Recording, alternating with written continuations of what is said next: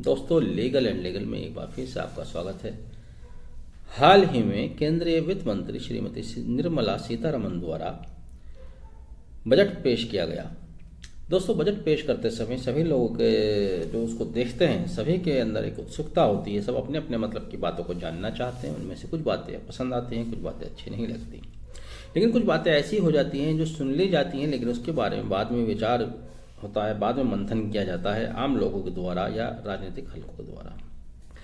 ऐसा ही एक उन्होंने चंद मिनट के लिए एक लाइन पढ़ी और वो पढ़ दी गई, लेकिन अब उसके ऊपर काफ़ी गहमा गहमी राजनीतिक हलकों में हो रही है। ऊहापोह की स्थिति है, उथल पुथल है, अपने अपने तरीके से उसको पेश किया जा रहा है। वो क्या है? श्रीमती निर्मला सीतारमण ने अपनी बजट भाषण के तहत कहा था कि पूरे देश में एक नई योजना लाई जा रही है, वन नेशन वन रजिस्ट्रेशन। ये अपने आप में कमाल की बात है। कमाल क्या है वो मैं आपको बताऊंगा, आगे बताऊंगा कि इसमें कमाल क्या होने वाला है, क्या कमाल है। पहले ये बता दूं कि वन नेशन वन रजिस्ट्रेशन आखिर है क्या। जैसा कि फाइनेंस मिनिस्टर ने बताया कि पूरे देश में एक सेंट्रलाइज रजिस्ट्रेशन सिस्टम लाया जाएगा जो कि सभी तरह की अचल संपत्तियों के लिए तथा वाहनों के लिए व अन्य किसी भी प्रकार के रजिस्ट्रेशन पर लागू होगा। यानी कि अब जब अगर हम संपत्ति की बात करते हैं, अगर आप किसी संपत्ति का रजिस्ट्रेशन कराएंगे तब पूरे भारत में कहीं भी संपत्ति होगी उसके रजिस्ट्रेशन का प्रोसेस एक ही होगा। अभी वर्तमान में रजिस्ट्रेशन का प्रोसेस क्या चल रहा था आप जानते हैं, वो राज्य सरकारों के अधीन आता है। वैसे भी राज्य और केंद्र के बीच जो शक्तियों का बंटवारा है उसमें लैंड कंकरेंट लिस्ट में नहीं आता, लैंड स्टेट लिस्ट में आता है। इसलिए भी यहाँ विवाद बना हुआ है कि जो आइटम राज्य के खाते में आता है उस पर केंद्र सरकार कैसे कानून बना सकती है बिना राज्य को विश्वास में लिए। सरकार वन नेशन वन रजिस्ट्रेशन का प्रोसेस लाई है, उसके तहत एक यूनिफॉर्म रजिस्ट्रेशन प्रोसेस लाया जाएगा पूरे देश में, और उसके लिए 3C का एक फॉर्मूला दिया गया है। 3C क्या है? सेंट्रल ऑफ रिकॉर्ड्स, यानी कि सारे रिकॉर्ड को सेंट्रलाइज किया जाएगा। रिकॉर्ड तैयार होगा प्रॉपर्टीज का, उनको सेंट्रलाइज रखा जाएगा। कन्वीनियंस ऑफ रिकॉर्ड, और तीसरा C collection of records. In records को इकट्ठा करने के बाद जो कि उपलब्ध डेटा के आधार पर होंगे 14 डिजिट का एक यूनिक आइडेंटिटी नंबर इश्यू कर दिया जाएगा संपत्ति को, जिसे उस संपत्ति का आधार नंबर कहा जाएगा। साथ ही कमाल नंबर 1, कमाल क्या है? कमाल पहला ये है कि एक नया नाम दिया गया है digital India land record modernisation programme. अब इसमें कमाल ये है कि इसको नया बताया जा रहा है, हालांकि ये नया नहीं है। ये दरअसल वर्ष 2008 में भारत सरकार द्वारा पहले ही शुरू किया जा चुका था, जिसका नाम national land record modernisation programme था, NLRMP। अब वर्तमान सरकार ने इसको DILRMP के नाम से दोबारा से रीइंट्रोड्यूस किया है, यानी कि इसमें डिजिटल इंडिया जोड़ दिया है। क्योंकि आजकल लोगों को डिजिटल इंडिया सुनना बहुत पसंद आता है, बहुत पसंद किया जाता है, जबकि यह प्रोग्राम 2008 से चल रहा है और जिसके तहत अब तक सरकार द्वारा लगभग 90% लैंड रिकॉर्ड्स को डिजिटाइज किया जा चुका है, उसका डिजिटाइजेशन किया जा चुका है। DILRMP में आता क्या है? इसमें land use, parcel ownership, location, boundaries, taxation, land value, encumbrance वगैरह की डिटेल बनाई जाती है। अब आते हैं ये काम कैसे करेगा। इसके लिए अब यहाँ दो चीजें होंगी। हम कानून की बातें करते हैं, हमें राजनीति से कोई ताल्लुक नहीं, लेकिन फिर भी राजनीति साथ साथ चल जाती है, कानून के साथ साथ भी चल जाती है, पैरेलल चल जाती है, इसलिए मैं उसका जिक्र भी करता आ रहा हूं। यहाँ राजनीति दोनों तरफ से होगी। वर्तमान सरकार इसको अपनी उपलब्धि बताएगी और विपक्ष इसको लोगों का हैरासमेंट बताएंगे या लोगों के ऊपर किस तरह से सरकार ये गलत कानून ला रही है, थोप रही है, इस तरह से पेश किया जाएगा और उसकी शुरुआत हो भी चुकी है।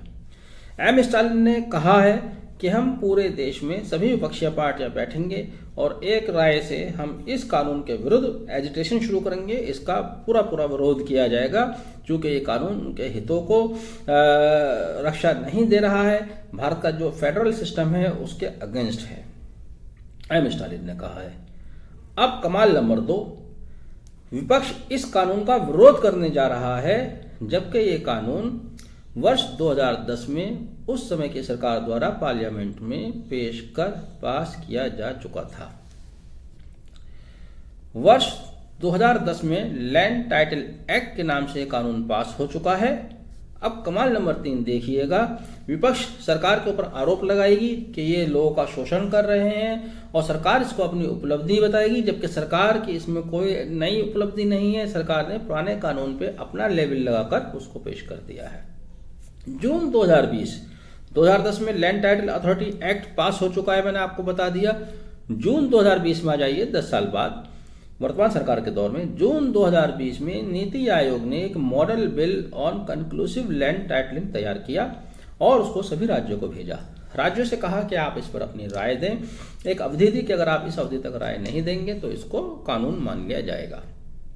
यहां से पहला विरोध पैदा होता है कि नीति आयोग पार्लियामेंट नहीं है, लोकसभा राज्यसभा नहीं है, तो उसको कानून बनाने का हक व अधिकार किसने दिया? क्या वो कानून बना सकता है? पहली लड़ाई इसी पर होगी। लेकिन नीति आयोग ने जो ड्राफ्ट भेजा है वो ड्राफ्ट वही है जो लैंड टाइटल एक्ट 2010 में पेश किया जा चुका है और लोकसभा द्वारा पास भी किया जा चुका है। इस कानून को बहरहाल अब जो नया कानून नीति आयोग ने भेजा है, इसको कंक्लूसिव लैंड टाइटलिंग एक्ट क्यों कहा गया ये भी मैं आपको बता दूं। इसको कंक्लूसिव लैंड टाइटलिंग एक्ट इसलिए कहा जा रहा है क्योंकि अभी तक हम प्रिजम्पटिव मेथड से किसी संपत्ति को खरीदा करते थे। जब आप कोई प्रॉपर्टी खरीदते हैं तो उसके बैनामे देख लेते हैं, पिछली डेट देख लेते हैं, नॉन एनकम्बरेंस सर्टिफिकेट ले लेते हैं, उसके नक्शे देख लेते हैं, सर्वे रिपोर्ट देख लेते हैं और प्रिज्यूम कर लेते हैं कि जिसने ये पेश किया है वो उसका ओनर है। लेकिन अब ऐसा नहीं होगा। अब यहाँ पर सरकार का रोल आ जाता है। सरकार कहती है कि वो अपने स्तर से इस सारे डेटा को डिजिटलाइज कराने के बाद उनका रिकॉर्ड मेंटेन करेगी और उसके ऊपर जब उसने एक उसको यूनिक आइडेंटिटी कोड इश्यू कर दिया, एक व्यक्ति के नाम से वो संपत्ति अलॉट हो गई जिसके द्वारा ये डॉक्यूमेंट प्रस्तुत किए जाएंगे अपने टाइटल का, ओनरशिप का, फिर वो उसी का टाइटल माना जाएगा और उसी के बेस पे वो प्रॉपर्टी आगे दूसरों को ट्रांसफर की जा सकेगी भविष्य में। अब अगर उसमें कोई डिस्प्यूट अराइज होता है तो वहां पर सरकार की गारंटी है। इस एक्ट के तहत सरकार उसमें गारंटी देगी। सरकार उसमें कॉम्पनसेशन का भी प्रावधान सरकार ने रखा है, इसलिए इसको कंक्लूसिव लैंड टाइटलिंग एक्ट कहा जाएगा, जिसके तहत हर राज्य में एक लैंड अथॉरिटी नियुक्त की जाएगी। लैंड अथॉरिटी के अंतर्गत टाइटल रजिस्ट्रेशन ऑफिसर अपॉइंट किया जाएगा। टाइटल रजिस्ट्रेशन ऑफिसर उपलब्ध रिकॉर्ड के आधार पर सभी लैंड रिकॉर्ड का एक टाइटल लिस्ट तैयार करेगा। टाइटल लिस्ट तैयार करने के बाद वो लोगों से इसके ऊपर ऑब्जेक्शन मांगेगा। ऑब्जेक्शन देने के लिए 3 साल का समय दिया गया है। यदि किसी को इससे कोई आपत्ति है तो 3 साल के अंदर अंदर अपना ऑब्जेक्शन फाइल कर सकता है, अपना लिटिगेशन फाइल कर सकता है। लिटिगेशन फाइल करने के लिए land dispute resolution officer appoint किया जाएगा, जिसके यहाँ ये लिटिगेशन चलेगा।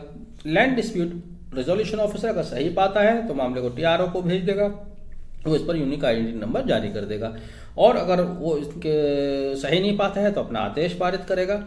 उस आदेश से यदि कोई पार्टी सहमत नहीं होती है तो वो आगे कहाँ जाएगी, उसके लिए लैंड टाइटल अपीलेट ट्राइब्यूनल बनाया जाएगा, जहां 30 दिन के अंदर अंदर एलडीआरओ के निर्णय के विरुद्ध अपील की जा सकती है।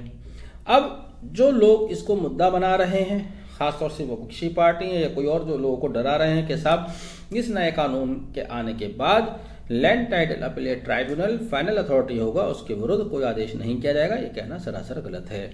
धारा 15 जो कि इसका मॉडल एक्ट दिया है, धारा 15 में जो निर्णय दिए जाएंगे लैंड टाइटल अपीलेट ट्राइब्यूनल द्वारा, उसके विरुद्ध सेक्शन 16 में हाई कोर्ट जा सकते हैं। हाई कोर्ट में इसके लिए स्पेशल बेंच बनाई जाएगी, जहां पर लैंड टाइटल अपीलेट ट्राइब्यूनल के दिए गए आदेश के विरुद्ध सुनवाई की जा सकती है। और वहाँ भी 30 दिन का समय दिया गया है, 30 दिन के अंदर अंदर उनको वहाँ एप्लीकेशन देनी होगी। कुल मिलाकर अभी एम स्टालिन का जिसका मैंने जिक्र किया, उन्होंने ये कहा भी है कि अभी ये 5 राज्यों के चुनाव हो जाए, चुनाव के बाद हम इसके विरुद्ध आंदोलन शुरू करेंगे। तो यानी कि भारत की राजनीति में इस कानून को लेकर काफ़ी उहापोह की स्थिति होने वाली है। जो लोग मेरा वीडियो देख रहे हैं उनको इतनी जानकारी हो चुकी होगी कि वो किसी के झांसे में नहीं आने वाले। अगर एक सरकार कहती है कि इसका क्रेडिट लेती है कि हमने ये कोई नई चीज़ लाए हैं, तो नई चीज़ नहीं है। वर्ष 2010 में ये कानून पहले भी बनकर पास हो चुका है।